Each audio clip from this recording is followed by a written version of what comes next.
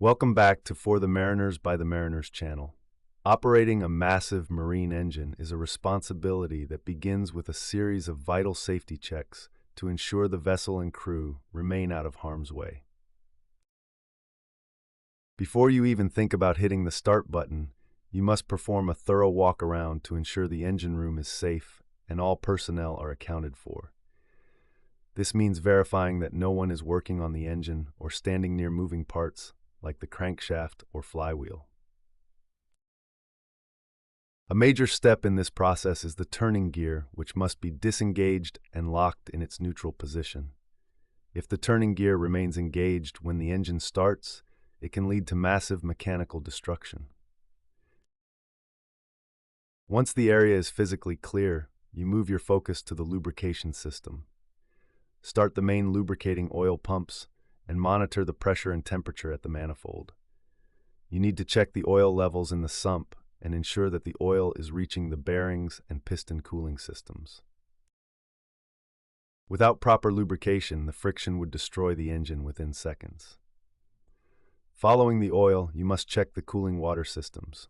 Verify that the jacket water is preheated to the correct temperature to avoid thermal shock, which can crack the cylinder liners. Ensure the seawater pumps are running and that the overboard valves are open to allow for heat exchange.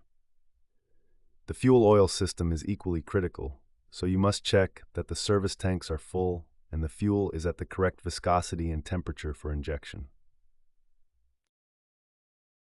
Open the valves and start the booster pumps while checking for any leaks in the high-pressure lines.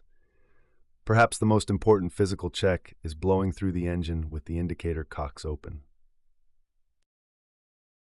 Use a quick burst of starting air to rotate the engine and observe the indicator cocks for any sign of water or oil. If liquid is present, it could cause a hydraulic lock and blow the cylinder head off. Once the cylinders are clear, close the indicator cocks tightly. Check your starting air receivers to ensure they are at the full 30 bar pressure required for a successful start. Test the engine telegraph and communication systems between the bridge and the engine control room to ensure commands are received clearly. Verify that all safety trips and emergency stop buttons are functional and reset. Check the governor to ensure it is moving freely and set to the starting position.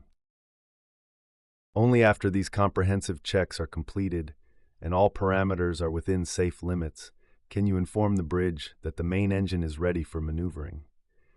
This level of diligence ensures a smooth departure and the long-term reliability of the ship's power plant.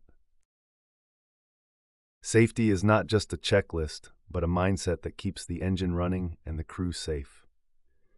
If you found this video helpful, please give us a thumbs up, hit the notification bell, comment, like, share, and subscribe for more insights. Thank you.